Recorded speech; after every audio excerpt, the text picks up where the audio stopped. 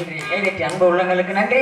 இப்பேற்பட்ட சிறப்பான உனக்கு வார்த்தை கூறிவிட்டாலும் கூட உங்களை பற்றிய ஒரு சில விவரங்களை உங்களிடத்தில் உங்களது வாயால் நீங்கள் கூற வேண்டும், நான் கேட்க வேண்டும் என்பது எனது ஆசை. ஆகவே கேள்விகளை கேட்கலாமா? தகுந்த பதில் வருமா? கூறுங்கள். எப்படி சொல்றீங்க? எல்லா விவரமும் தெரியுமா? எல்லா விவரம் தெரியுமானா அப்ப நீங்க எங்கள்கிட்ட விவரம் கேட்கறவங்க நீங்க பெரியாளா? என்ன வந்தவனே என்ன வம்பா? இல்ல இல்ல இல்ல உங்க அண்ணன் சொல்லி விட்டாரான்றே. ஒரு நேரம் உங்க அண்ணன் வம்பு பண்ணிட்டு இருந்தாரு, அது தெரியுமா இது தெரியுமா, அது என்ன இது என்னன்னு. இப்ப நீங்க வந்து வம்பு ஒண்ணு வந்துருக்கீங்களா? இல்ல குடும்பமே அப்படித்தானான்றே. ஐயப்பா இல்ல இல்ல என்னை பத்தி எல்லாமே தெரியுமா சாமின்னு கேட்கிறேன். ஓ எல்லாமே தெரியுமா? தெரியுமான்னு கேட்கிறேன். எல்லாமே தெரியும் உன்னை பத்தி. தெரியாம நான் கேட்கிறேன். நீ சொல்லு, நான் கேட்கணும். கேட்க வந்திருக்கீங்க. இருமா, ஒரு சின்ன குழந்தை இருக்கு, அம்மா கூப்பிட்டு கேட்கறாங்க, எப்ப அந்த புத்தகத்துல என்னப்பா போட்டிருக்கு, அதுல ஒரு யானை படம் போட்டிருக்கு, அம்மா இது பேர் யானமா அப்படின்னு சொல்லி அந்த குழந்தை சொல்லு. அப்ப யானைன்னு தெரியாம அம்மா கேட்கறாங்க, நான் குழந்தைக்கு தெரியுதான்னு சோதிக்கிறக்காக தான் கேட்கறாங்க. உன்னை பத்தி நான் விவரம் கேட்கணும்னா உன்னை பத்தி எனக்கு தெரியும், உனக்கு தெரியுதான்னு சோதிக்கணும்ல, அதுக்காக தான் கேட்கிறேன். பதறாதீங்க, பதறாம பேசுங்க. பதறல, நீங்க பதறாதீங்க. முக்காலத்தையும்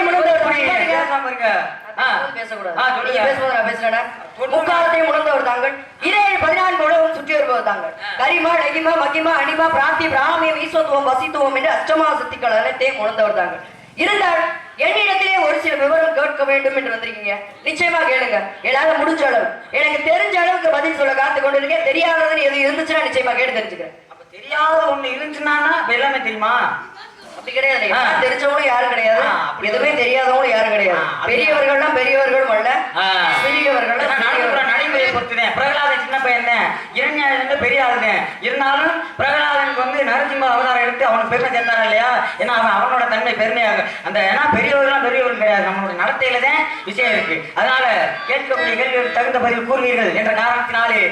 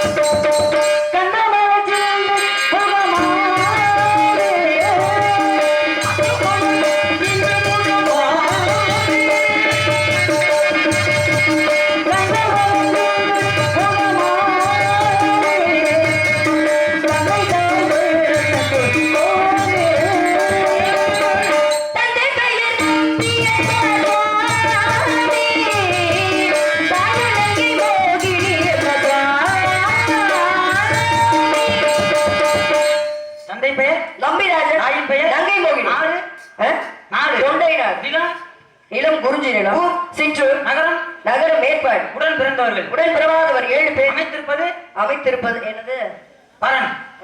காவலுக்கு வந்திருக்கேன், பரன் அமைச்சிருக்கேன், கையில கவனம் வச்சிருக்கேன். வேற என்ன விரட்டுறது? எதையெல்லாம் விரட்டுவீங்க? எனக்கு தொல்லையா இருக்கு, எல்லாத்தையுமே விரட்டுவேன். தொல்லையா இருக்கலாம் விரட்டோம்னா நாங்க தொல்லையா உங்களுக்கு அப்படி சொல்லலையே. இல்ல அப்ப தொல்லையா இருக்கிறதெல்லாம் விரட்டோம்னா பறவைகளை விரட்ட வந்திருக்கேன். பறவைகளை விரட்டுறீங்க? எதுக்காக பறவைகளை விரட்டுறீங்க? பாவம், பறவைகள் எதுக்காக விரட்டுறீங்க? திணை வச்சிருக்கோம், திணை செல்திணைன்னு சொல்லி வச்சிருக்கோம். அந்த திணையை கொய்திடக்கூடாது, அப்படி அதுல எச்சில் பண்ற கூடாது அப்படின்றதுக்காக பறவைகளை விரட்ட வந்திருக்கோம். மதம் சைவ மதம். சைவ மதம். நீங்க என்ன மதம்? நாங்க வந்து வைணவ மதம். மொத்தம் எத்தனை மதம் இருக்கு? மொத்தம் எத்தனை மதம் இருக்கு? மொத்தம் 5 வகை மதங்கள் இருக்குங்க. 6 வகை இருக்கு. என்னென்ன மதம்? என்னன்னு கேக்குறீங்களா? சைவம் இருக்கு, வைணவம் இருக்கு, கௌமாரம் இருக்கு, காணபத்தி இருக்கு, சௌரம் இருக்கு, சாத்தம் இருக்கு, இப்படி 6 இருக்கு. ஆமா, 6மே யார் யார் வழிபடுவாங்க? 6மே 6. சரி இருங்க. சைவம் சிவனுக்கு, சைவம் சிவனுக்கு, வைணவம் விஷ்ணு பகவானுக்கு, கௌமாரம்ன்றது உங்க முருகப்பெருமானுக்கு. மிச்சம் 3 நீங்க சொல்லுங்க. நீ இருக்கிற முன்னாடி இருக்கிறதெல்லாம் சொல்லிட்டு என்ன 6 வழி சமயம் இருக்குன்னு 6 வழி சொல்லிட்டேன். 3 நான் சொல்லிட்டு 3 நீங்க சொல்லுங்க. காணபத்தியம் 3வது. அது கணபதியை வழிபடுறோம். சரி. சௌரம் என்பது யார் அப்படின்னா சக்தியை வழிபடுறோம். சரி. சௌரம் என்பது சூரிய பகவானை வழிபடுறவங்க, சாட்சியம் என்றது சக்தியை வழிபடுறவங்க. இல்லையா? கையில என்ன வச்சிருக்கீங்க? கையில வச்சிருக்கிறது என்ன? இது சப்ததாள கட்டை. அது யாரு கொடுத்தா? இது சப்ததாள கட்டை வந்து இந்த பாடல் பாடும்போது இசைக்கக்கூடிய இசைக்கிறீங்க. அது என்னது? இது மகதி யாழ். ஆனா பெண்ணா? இது பெண். அது யார் கொடுத்தா? இது தாய் யாழ்ப்பாணம் இடத்துல கொடுத்தது. எதுக்காக கொடுத்தாங்க? ஏன்னா காரணம் இருக்குல்ல, இந்த மகதின்ற தேவல ஒரு பெண்ணை பார்த்து ஆசைப்பட்டு திருமணம் செய்யணும்னா அந்த பெண்ணு உங்களுக்கு என்ன வேணும்? தங்கை முறை வேணும். அதனால உங்களுக்கு என்னங்க? இல்ல இல்ல கேக்குறேன். புராணங்கள் எத்தனை? புராணங்கள் 18 இருக்கு. இதிகாசங்கள் எத்தனை? இதிகாசங்கள் 3 இருக்கு. என்ன? இதிகாசங்கள் 3 இருக்கு. நடைமுறையில் இருக்கிறத மட்டும் தான் சொல்றேன். நடைமுறையில் இருக்கிறது 2 ராமாயணம் மகாபாரதம். 3வது ஒண்ணு என்னது? அது சிவ ரகசியம். அதான் ரகசியமா போச்சு. அதையே சொல்றீங்க. அதான் அதை பத்தி ஏதாச்சும் உங்களுக்கு தெரியுமா? இருங்க. ரகசியமா போன நடைமுறையில இருக்கிறத மட்டும் பேசுறேன். மகாபாரதத்தை எழுதியவர் யார்? யாரு? மகாபாரதத்தை எழுதியவர். மகாபாரதத்தை வந்து விநாயகர் பெருமான் சொல்ல வேதவியாசர் சொல்ல விநாயகர் பெருமான் எழுதினார். வேதவியாசர் எத்தனை பேரு? வேதவியாசர் மொத்தம் 28 வேதவியாசர். 28 வேதவியாசர்ல எத்தனாவது வேதவியாசர் மகாபாரதத்தை எழுதுறது? 28வது வேதவியாசர் தான். அவரோட பேர் என்ன? அவர் பேர் கிருஷ்ணசுவாயனான்னு சொல்லக்கூடியவர். ராமாயணத்தை எழுதியவர் யார்? ராமாயணத்தை எழுதின வடமொழியிலையா தமிழ்லையா? அப்படியே கேட்கணும். கடை பிடிச்சிட்டு வர எல்லாரையும் நாரதர் ஒத்து முடியுமா? எந்த மொழியில கேட்கணும். இருக்கட்டும். மகாபாரதத்தை கேட்கல, இருக்கட்டும். ராமாயணத்தை கேட்டிருக்கீங்க. சரி. ராமாயணத்தை எழுதியவர் யார்? சமஸ்கிருதத்துல. சமஸ்கிருதத்துல வால்மீகி முனிவர் எழுதினாரு. தமிழ்ல? தமிழ்ல கம்பர் ஒட்டப்புத்தரும் அதை அமலாக்கம் பண்ணாங்க. கம்பர் எழுதினாரா இல்ல மொழி பெயர்ச்சாரா? கம்பர் மொழி பெயர்த்தாங்க. இது வந்து வழி நூல் தான். முதல் நூல் வந்து வால்மீகியோடது. இருக்கட்டும். யுகங்கள் எத்தனை? யுகங்கள் 4. என்னென்ன யுகம்? கிருதயுகம், திரேதாயுகம், துவாபர யுகம், கலியுகம் சொல்லக்கூடியது. திரேதாயுகத்துல என்ன நடந்துச்சு? அது ஹரிச்சந்திரன் கதை. திரேதாயுகத்துல அது வந்து ராமனோட கதை. துவாபர யுகத்துல அது கிருஷ்ணரோட கதை. கலியுகத்துல அது உங்க குலக்கடவுள் முருகப்பெருமானோட கதை. துவாபர யுகத்துல கிருஷ்ணர் கதை நடந்துச்சு. கிருஷ்ணர் கதை நடந்துச்சா? ஆமா, மகாபாரதம். மகாபாரதம் சொல்லணும். அதான் கிருஷ்ணர் வந்தார், மகாபாரதம் வந்தாரு. இருக்கட்டும். அப்ப திரேதாயுகம் எத்தனை ஆண்டு நடந்துச்சு? திரேதாயுகம் எத்தனை ஆண்டு சாமி நடந்துச்சு? கணக்கோட பேர் தானே சொல்லுங்க. 17,28,000 ஆண்டுகள். திரேதாயுகம் 12,96,000 ஆண்டு. துவாபர யுகம் அதை நீங்க சொல்லுங்க. 2 நான் சொன்னால 2 நீங்க சொல்லுங்க. சொல்லுங்க. நான் மொத்தமா சேர்த்து சொல்றேன். 2 நான் சொன்னால 4 வீடுகள். 2 நான் சொன்னால சரி பாருங்க. 8,64,000 வருஷம் துவாபர யுகம். கலியுகம். கலியுகம் 4,32,000. மொத்தம் சேர்த்து 43,20,000 ஆண்டுகள். 43,20,000. இதை வந்து எப்படி பிரிச்சாங்க? இது எப்படி சாமி பிரிச்சாங்க? எப்படி பிரிச்சாங்க? என்ன காரணத்துக்காக ஒரு ஆண்டு வந்து பிரிச்சிருக்காங்க? சரி. 17,28,000 சொல்லி கிரேதாயுகம். அந்த ஆண்டை எப்படி பிரிச்சாங்க அப்படின்னா, ஒரு நாளைக்கு சராசரி மனிதன் விடக்கூடிய மூச்சு எத்தனை தடவை அப்படின்னா 21,600 தடவை. அப்ப இந்த 21,600 தடவைய 80ஆல பெருக்கணும் அப்படின்னா 17,28,000. இது எந்த ஆண்டோட கணக்கு அப்படின்னா திரேதாயுகத்தோட கணக்கு. சரி. திரேதாயுகத்தோட கணக்கு எப்படி அப்படின்னா 21,600 40ஆல பெருக்கணும் அப்படின்னா எத்தனை வரும்? திரேதாயுகம் எத்தனை ஆண்டு? 12,96,000 ஆண்டு. அந்த ஆண்டு கணக்கு வரும் இல்லையா? சொல்லுங்க. உங்களுக்கு என்ன தெரியும்? அந்த கேள்வி கேட்கறது என்ன தெரியும்னா உங்களுக்கு என்னங்க தெரியும்? என்ன தெரியும்? வந்தவொடனே நான் விவரம் கேட்க மாட்டேன். இவங்க எண்ணிக்கை உங்களுக்கு அது தெரியுமா? யுகங்கள் எத்தனை? யுகங்கள் அந்த என்னென்ன விஷயம் நடந்துச்சு? மகாபாரதம் தெரியுமா? இதிகாசம் தெரியுமா? புராணம் தெரியுமா? இதை எப்படி பிரிச்சாங்க? யாரு பிரிச்சாங்க? யார் அது எழுதுனது? நான் உங்கள்கிட்ட விவரம் கேட்கணும்னா நீங்க என்கிட்ட விவரமா கேட்டுக்கிட்டு இருக்கீங்க. இல்ல என்ன கேட்க போறீங்க கேளுங்க. ஆபத்துக்கு உதவாங்க பிள்ளை அருமசிக்கு உதவாத அண்ணம் தாகத்தை தீர்க்காத தண்ணீர் வறுமையை உணராத மனைவி இது இருந்து பயிலாதுன்னு சொல்றேன். தவத்திற்கு ஒருவர், தமிழுக்கு இருவர், குணத்திற்கு மூவர், தவத்திற்கு நால்வர், சகலத்திற்கு ஐவர், சுவைகள் 6, ஸ்வரங்கள் 7, திக்குகள் 8, கிரகங்கள் 9. கிரகங்கள் 9 தான் கிரகங்கள். கிரகங்கள் வந்து 9 சொல்லுங்க. அதுக்கு கை நீட்டுறீங்க 9. ஏங்க கை நீட்டுறீங்க? கிரகங்கள்னா கிரகங்கள் சொல்லுங்க. நாங்க என்ன கிரகம் அப்ப? கிரகங்கள் 9 கிரகங்கள். பசி வந்தா 10 மார்க் சொல்லி இருக்கா இல்லையா? சாமி என்னதான் கேட்க வரீங்க? என்ன கேட்கணும்? 5 கருத்தரை ஆணி முகத்தரை இந்த இளம்பரை போடு முயற்சி நந்தி மாந்தரை ஞான கொடுனை புத்தியில் வைத்தடி போற்றுகின்றனை எல்லாம் தெரியும் சொல்றீங்க. விநாயகர் கவி பேசிருக்க தொட்டு பேசுங்க. இருங்க. பெரிய கவி சக்கரவர்த்தி கம்பர் பேட்டி கவி பேசுறாரு. எதுக்கு நான் கை பேசுறீங்க? நாரதருக்கு கவி தெரியுதான்னு சோதிச்சு பாக்குறீங்களா நீங்க? நாரதருக்கு தெரியுமா சோதிச்சு உங்களுக்கு தெரியுமான்னு சோதிச்சு பாக்குறீங்க. ஓஹோ. அப்ப என்ன சோதிச்சு பாக்குறீங்க நீங்க? சரி சரி பாப்போம். இப்ப என்ன கவி பேசிருக்கீங்க? நான் கை பேசினேன். அல்லல் போம் வல்வினை போம் அன்னை வயிற்றில் பிறந்த தொல்லை போம் போகா துயரம் போம் நல்ல குணம் அதிகமாம் அருணி கோபுரத்தில் போம் கணபதியை கை தோழ்ந்த காலம் சொல்லியிருக்காங்க. அதே கணபதிக்கு அப்படி பேசுங்க. இதை யார் பாடினது? யார் பாடினது? அப்பயார் பாடினாங்க. எந்த எந்த விநாயகர் பார்த்து பண்ணாங்க? எப்படி? எந்த விநாயகர் பார்த்து பண்ணாங்க? அது திருவண்ணாமலையில் இருக்க விநாயகர் பார்த்துமா.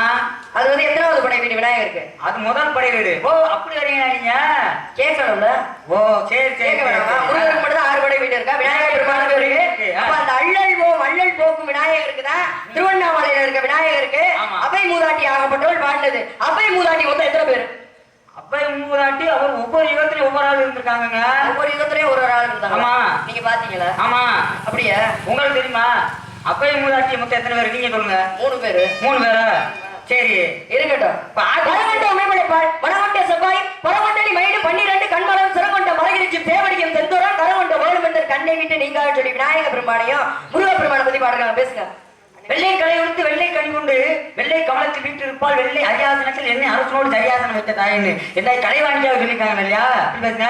உருவாய் அருவாய் உலகாய் இளதாய் வருவாய் மலராய் மணியாய் ஒளியாய் கருவாய் உயிராய் நதியாய் விதியாய் குருவாய் வருவாய் அருள்வாய் உமுனே சொல்லி முருகரை பத்தி பாடுறாங்க. பேசுங்க. அட்ட குளத்தில் அருநீர் பறவை போல ஒட்டிலை தீர்வார் உறவல்ல அக்குளத்தில் கொட்டியும் ஆம்பலும் நெய்தலும் போலவே ஒட்டி உருவார் உறவு சொல்லியிருக்காங்கல்ல.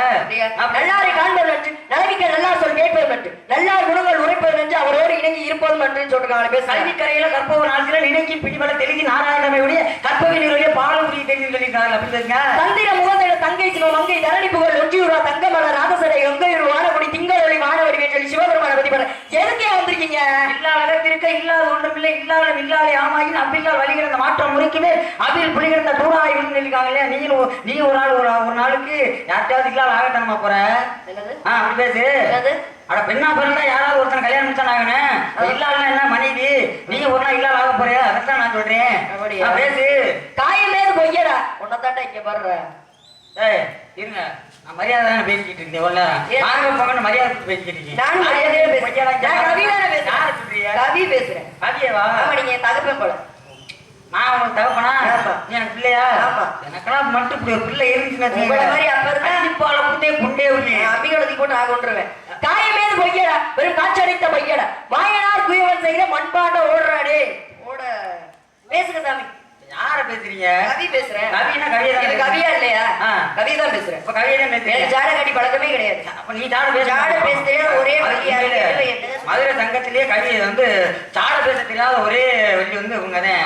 ஆமா மீனாட்சி மதுரை மீனாட்சி அடுத்தவங்களை ஜாடையே பேச மாட்டாங்க. நானும் அப்படித்தேன். யாருமே வந்து ஜாடையா பேசவே மாட்டேன். நாவினை பந்தலடி நடுவுல ஒரு காதலி என்னடி முத்தண்டி கையால அடி பேசுறீங்களே? நான் கேட்க நாடகம் ஆத்தாடி சிவாஜி கணேசன் அடிச்சு தள்ளிடுவாரு.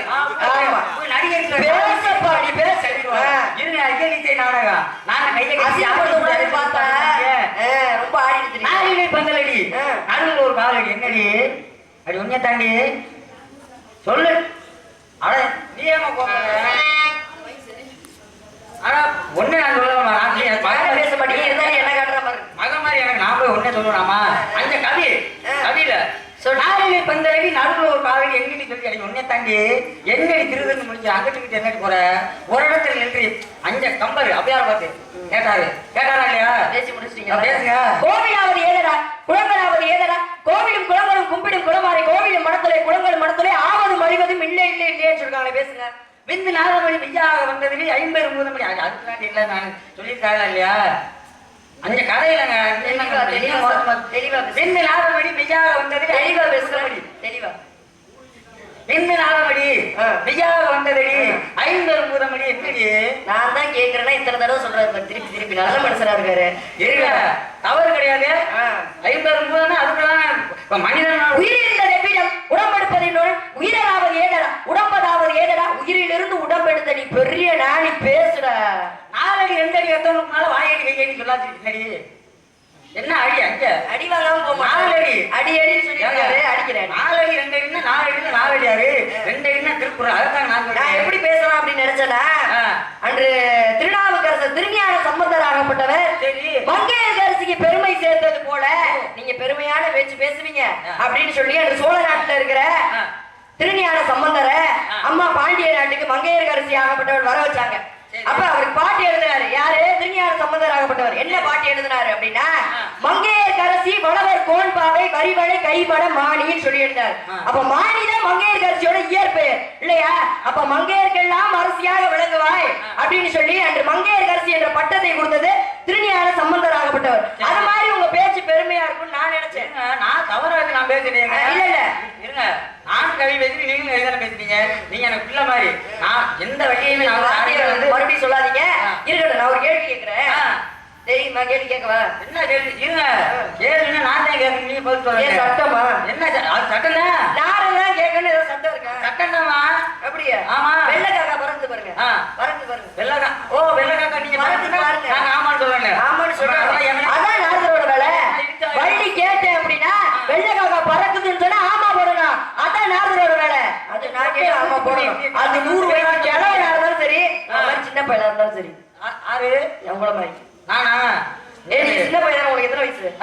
80 வயசு இருக்குமா? எனக்கு நான் 4 யுகத்துல வராது. நான் சின்ன பையனை உடைக்கிறேன். இருக்கட்டும். அழகர் மலை இருக்கு இல்லையா? அழகர் மலை தெரியுமா? அழகர் மலை ஆமா இருக்கு. ஆமாங்க. அழகர் மலையில யார் யாரெல்லாம் இருக்காங்க சாமி? அழகர் மலையில மேல வந்து தீர்த்தக்கரையில ராக்காயம்மன் இருக்காங்க. சரி. அதுக்கு அடுத்து பழமுச்சோலையில முருகப்பெருமான் இருக்காரு. அதுக்கு அடுத்து கீழே வந்தா சுந்தராஜ பெருமாள் இருக்காரு. அதுக்கு அடுத்து வெளியில வந்தா 18ஆம் படி கருத்து இருக்காரு. 18ஆம் படி கருத்து. ஆமா. அவர் எங்க இருந்து வந்தார்? யாரு? எதுக்காக அங்க காவல் இருக்காரு? யாரு? காவல் இருக்கிறது இல்ல? யாரு யாரு யாரு யாரு காவல்? 18ஆம் படி கருப்பேன். 18ஆம் படி கருப்பேன். எதுக்காக அழகர் மலைக்கு வந்தாரு? என்ன காரணம்? எதுக்காக அங்க காவல் பார்த்துட்டு இருக்காரு அந்த பெருமாளுக்கு? ஓ, நீங்க இப்ப கேள்வி கேக்குறீங்க. சரி, நான் ரொம்ப சுலபமா கேட்டிருக்கேன். அதோட தப்பிச்சு ஓடி போயிருக்கேன்.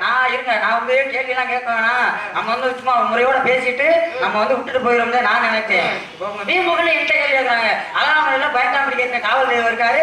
அவர் எங்க இருந்து வந்தாரு, எப்படி வந்தாரு, ஏன் வந்தாரு அப்படிலாம் கேள்வி கேட்கறாங்க அம்மா. சரி, நான் என்கிட்ட அவங்க முதல்ல கேள்வி கேட்டாங்க. இப்ப நான் விடலாமா? நான் கேள்வி கேட்கணுமா இல்லையா? சரி இருக்கட்டும். இப்ப நம்ம கோயிலுக்கு போறோம், சாமி கும்பிடுறோம். உண்மைதானே? கோயிலுக்கு போறோம், சாமி கும்பிடுறோம். போகும்போது ஒரு தெய்வத்தை வணங்கலாம், ஆனா வரும்போது அந்த தெய்வத்தை வணங்கக்கூடாது. அது எந்த தெய்வம்? நீங்க கட்டின கோயிலா இருக்கும். நாங்க கட்டின கோயிலா? ஏங்க, போகும்போது வழிபடலாம், வரும்போது வழிபடக்கூடாது. எல்லா தெய்வத்தையுமே போகும்போது வழிபடலாம், வரும்போது சொல்லிட்டு தானே வருவான். தாயே அடுத்த தடவை வரணும், நல்லபடியா என் குடும்பத்தோட வரணும்னு சொல்லி தானே வேண்டிட்டு போவான். வரும்போது வழிபடக்கூடாதுன்னா அது நீங்க கட்டின கோயிலா இருக்கும். அப்ப தெரியல எதுக்கு அப்படியெல்லாம் பாவம் விட்டுட்டு போறாங்க? நான் கிடையாது. ஒன்னு இந்த இடத்துல போட்டே முடிச்சுப்படி கேட்கிற கேள்வி ஒழுங்கா பதில் சொல்லு. இப்ப இது இன்னொரு கேள்வி. இப்ப தக்காளி வச்சு அபிஷேகம் பண்றக்கூடிய கோயில் எது? தக்காளி வச்சு அபிஷேகம் பண்ற கோயில் எது? முதல் கேள்வி என்ன கேட்டேன்? போகும்போது வணங்கலாம், ஆனா வரும்போது வணங்கக்கூடாது அந்த தெய்வத்தை. அது எங்க இருக்கு அந்த கோயில்? 2 கேள்வி ஒன்றை கேட்கீங்க. இந்த 2 கேள்விக்கும் ஒழுங்கா விளக்க சொல்லுங்க. ஏன்னா இல்லைனாலும் பாத்துக்கங்க, கதை நடக்காது. இப்படி எப்படியோ 2 பேரும் பேசி பார்ப்போம். அதனால அழகர் மலையில 18ஆம் படி எங்க இருந்து வந்தாரு, ஏன் வந்தாரு, எப்படி வந்தாரு? ஆமா, மல்லியம்மா வந்து கேட்க நம்ம வந்து பதில் சொல்லணும்ல. அப்ப அழகர் மலையில 18ஆம் படி கருப்பேன் காவல் தெய்வமா இருக்காரு. அவர் எங்க இருந்து வந்தாரு? ஏன்னா அவர் பிறந்தது மலையாள நாடு. ஆமா, அவருக்கு வந்து பிறந்ததுக்கு ராமாயணத்துக்கு ஒரு தொடர்பு இருக்கு. ராமாயணத்துலதான். ஆமா,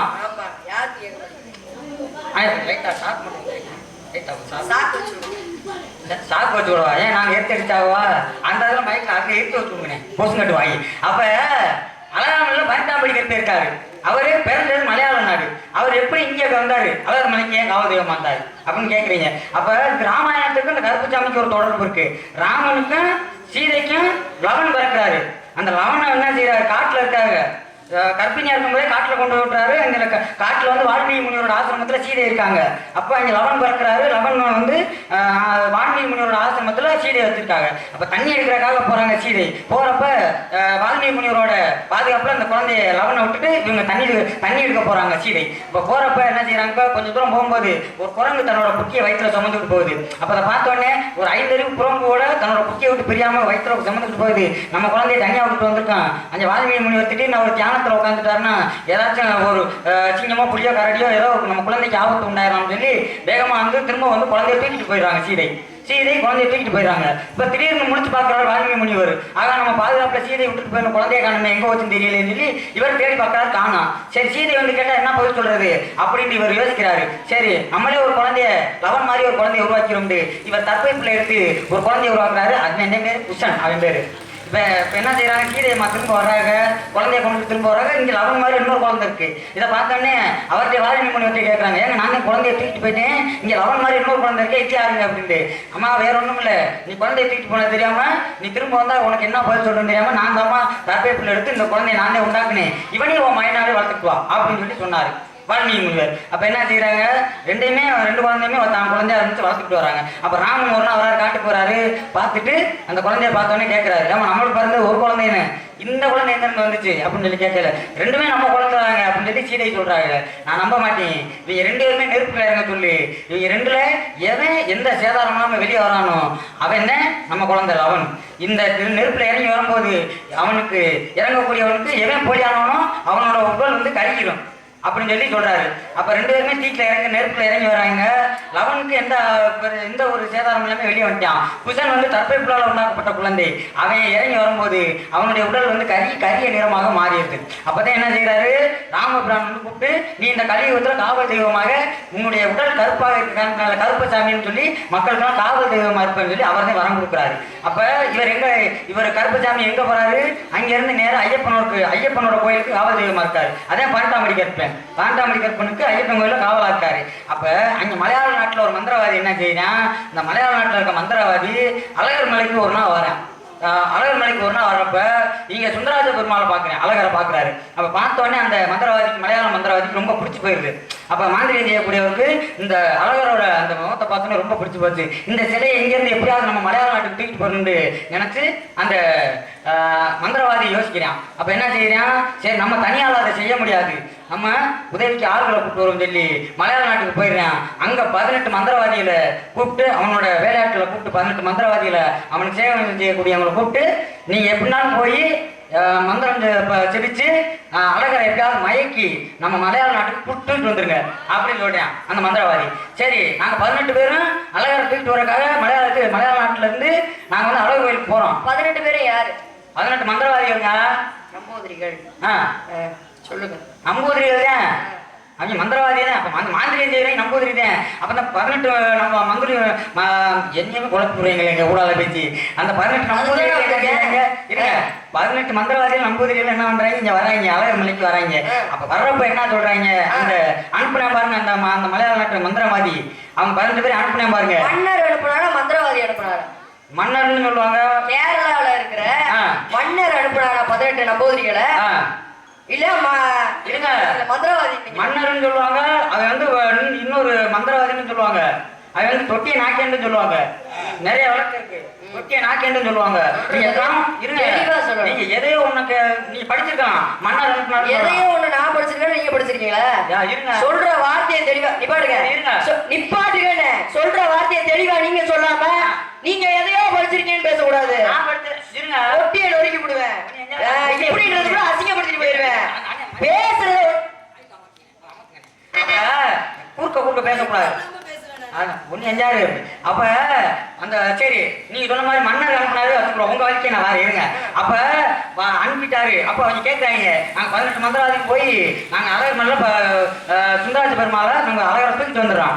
ஆனால் நாங்க போறதுக்கு எங்களுக்கு பாதுகாப்பு வேணும்ல, எங்களுக்கு யாராவது கூட அனுப்புங்க அப்படின்னு சொல்லும் போது, உங்களுக்கு காவல் தெய்வமா 18ஆம் படி கற்பனை வந்து 18ஆம் படி கற்பனை கிடையாது. அப்ப உங்களுக்கு காவல் தெய்வமா கற்பனை அவங்களோட நான் அனுப்பி வரேன் அப்படின்னு சொல்றாரு. அப்ப அந்த 18 மந்திரவாதிகளுக்கு காவலா பாதுகாப்பா யார் வர்றது, அவங்களோட சேர்ந்து 18 பேரோட சேர்ந்து கற்பன்னு வர்றாரு. அப்ப வந்த உடனே கருப்பை வெளியே நிக்கிறாரு. இந்த 18 மந்திரவாதியும் உள்ள போறாங்க. உள்ள போய் அழகரோட சிலையை பாக்குறாங்க. இவர் ரொம்ப அழகா இருக்காரு. பார்த்தோன்னே இவங்களுக்கு ரொம்ப பிடிச்சு போயிருது. சரி இவங்க என்ன செய்யறாங்க, 18 மந்திரவாதி எப்படி தூக்கிட்டு போறது, இங்க இருந்து அழகர் சிலையை எப்படி தூக்கிட்டு போறது அப்படின்னு யோசிக்கிறாங்க. அப்ப அவங்க வச்சுக்க மாந்திரிக மைய அதை கண்ணுல தடவிட்டாங்க. தடவுன்னு என்ன ஆகும்னா அவங்களோட உடல் வந்து மறைஞ்சுக்கிற யார் கண்ணுக்கும் தெரியாது. இப்ப இவங்க 18 பேர் என்ன செய்யறாங்க, உள்ள போய் கர்ப்ப கிரகத்துக்குள்ள உள்ள போய் ஒளிஞ்சுக்கிறாங்க. 18 பேர் யார் கண்ணுக்கும் தெரியாம உள்ள ஒளிஞ்சுக்கிட்டு தினமும் என்ன செய்யறாங்க, பூஜைகள் பண்ணி அவரை மயக்கிறாங்க. அழகரை வந்து கொஞ்சம் கொஞ்சமா அழகரோட சிலையை அவரை வசியப்படுத்துறாங்க. அப்போ வசியப்படுத்திக்கிட்டே இருக்க கொஞ்சம் கொஞ்சமா அழகரோட அந்த அழகு வந்து கொஞ்சம் கொஞ்சமா குறையுது. இதை வந்து பூஜாரி பாக்குறாரு. அப்ப பூசாரி பார்த்தோன்னே என்னடா இது அழகர் வந்து தினமும் பார்க்க வந்து இன்னைக்கு கொஞ்சம் வித்தியாசமா அளவு கொஞ்சம் கொஞ்சமா குறைஞ்சிக்கிட்டே வருது என்னன்னு தெரியலையே அப்படின்னு சொல்லி பூசாரி வந்து என்னன்னு தெரியாம காரணம் தெரியாம இவர் வந்து யோசிச்சுக்கிட்டு இருக்காரு. அப்ப என்ன பூசாரியோட கனவுல ஒரு நாள் வந்து சுந்தராஜ பெருமாள் அழகர் வந்து சொல்றாரு, என்னை மலையாள நாட்டுக்கு தூக்கிட்டு போறதுக்கு 18 மந்திரவாதி வந்திருக்காங்க, என்னோட கர்ப்ப கிரகத்துல உள்ள அவங்க யார் கண்ணுக்கு தெரியாம மறைஞ்சிருக்காங்க, அவங்கள எப்படியாச்சும் நீ வந்து ஊர் மக்கள்கிட்ட நீ வந்து அவங்களை பிடிச்சி கொடுத்து அவங்களை நீ வந்து அழிக்கணும் அப்படின்னு சொல்லி சொல்றாரு. அப்ப அடுத்த நாள் என்ன செய்யறாங்க, சோறை அடிச்சு அந்த சோறை என்ன செய்யறாங்க கர்ப்ப கிரகத்துல உள்ள வந்து கொட்டி விடுறாங்க. அப்ப கொட்டுறப்ப அந்த சோறுல இருந்து ஆவி குப்புன்னு ஆவி வருது. ஆவி வரையில அந்த குப்புன்னு ஆவி வரையில அவங்க கண்ணுல பட்டு அந்த மையம் என்ன செய்யுது, அந்த ஆவியில தண்ணி பட்டு அந்த இது அந்த மையம் கரைஞ்சு போயிருது. அந்த 18 பேரும் அவங்க ஊரும் அப்பதான் தெரியுது. அப்ப அந்த 18 பேருமே மக்கள் பிடிச்சிடறாங்க. பிடிச்சி நீங்க யாரும் எங்கிருந்து வந்தீங்கன்னு கேட்கும்போது நாங்க மலையாள நாட்டுல இருந்து நாங்க இந்த மாதிரி மன்னர் அனுப்பிட்டு நாங்க வந்தோம், அழகரோட சிலையை தூக்கிட்டு போறக்காக வந்தோம், எங்களை மன்னிச்சிருங்க, எங்களை உயிரோட விட்டுருங்க அப்படின்னு சொல்லி சொல்றாங்க. அதெல்லாம் விட முடியாது, உங்களுக்கு மரண தண்டனை தான் அப்படின்னு சொல்றாங்க. அப்ப மரண தண்டனைன்னு சொன்னப்ப வெளியே வந்து பாக்குறாங்க. வெளியே வந்து நாங்க மட்டும் இல்லை எங்கள் காவல் தெய்வமா வந்திருக்காருன்னு சொல்லி கருப்புசாமி வெளியே வந்து காவல் தெய்வமா நிற்கிறாரு. அப்ப அதையும் பாக்குறாங்க. பார்த்துட்டு அப்ப அது அழகர் முதல் நாள் கனவுலே சொல்றாரு, வெளியே ஒரு காவல் தெய்வமும் ஒருத்தர் இருக்கான் அப்படின்னு சொல்லி. அப்ப என்ன செய்யறாங்க, அப்ப கற்பனையும் வந்து கூப்பிட்டு கேட்கறாங்க, நீ உங்களுக்கு காவல் பண்ணி வந்திருக்க, இந்த 18 பேரையும் நாங்க கொல்ல போறோம், நீயே கொல்றாங்க அப்படின்னு சொல்லி சொல்றாங்க.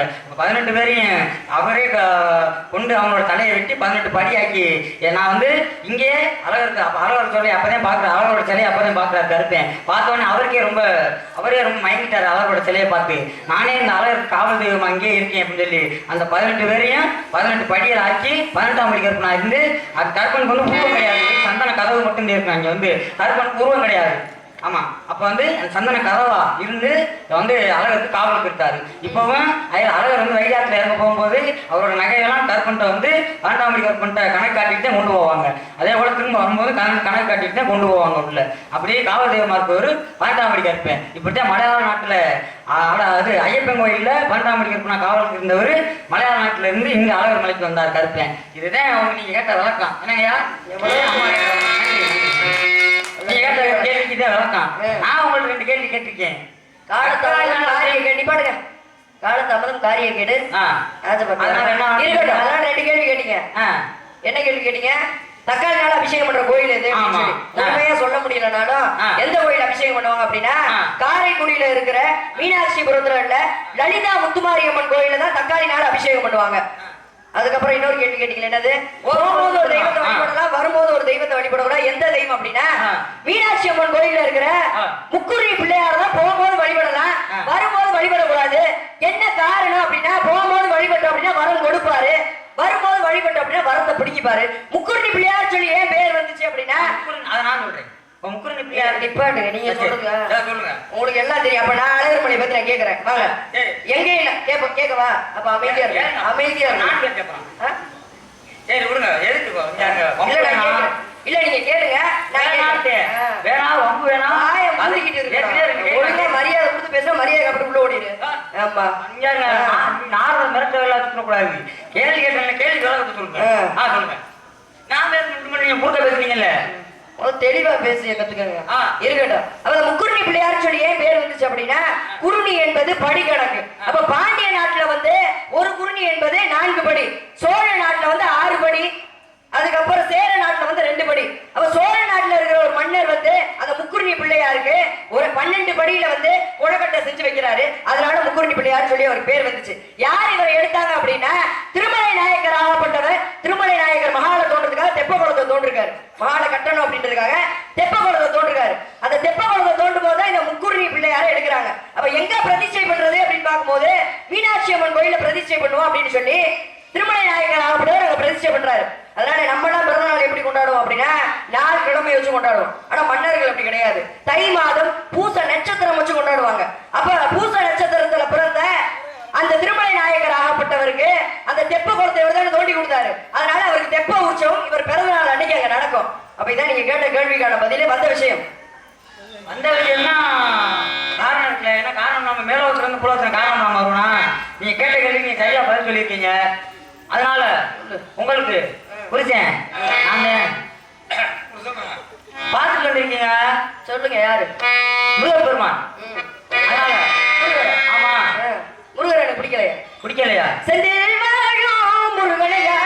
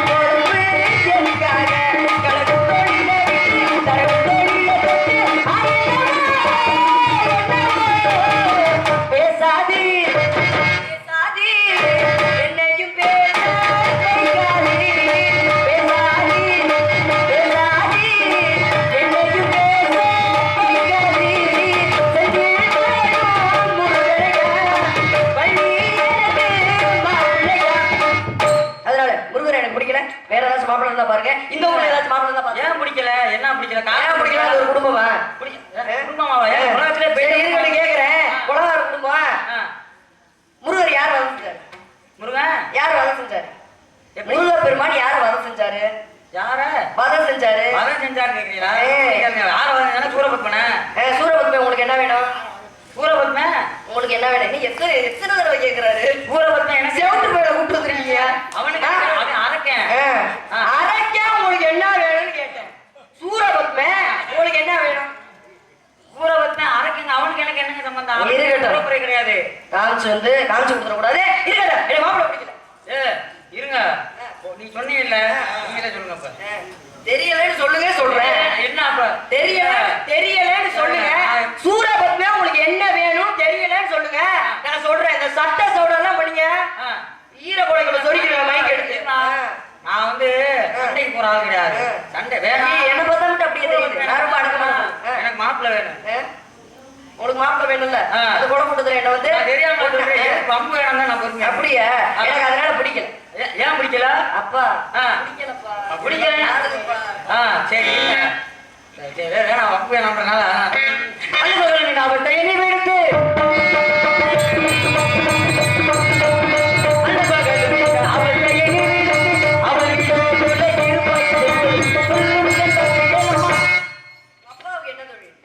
அடைக்கிறாரு. அம்மாவுக்கு கல்வியை கொடுக்குறாங்க. அத்தைக்குன்னா வீரத்தை கொடுக்குறாங்க. மாமாக்கு மாமான்னா அவரு உலகத்துல உயிர்களை அழிக்கிறார். அப்படியா? உங்களுக்கு அந்த பழப்பு கூட்டி கொண்டு போட்டு உங்களை போட்டி ரத்தி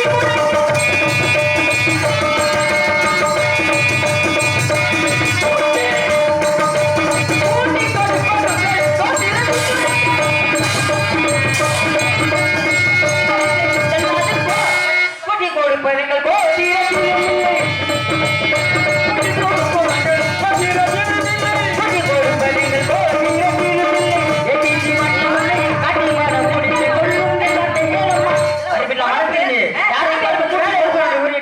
இன்று சூரியன் உனக்கு முருகனுக்கு திருமணம் காட்டாவிட்டால் நான் ஆதரம் இல்லை.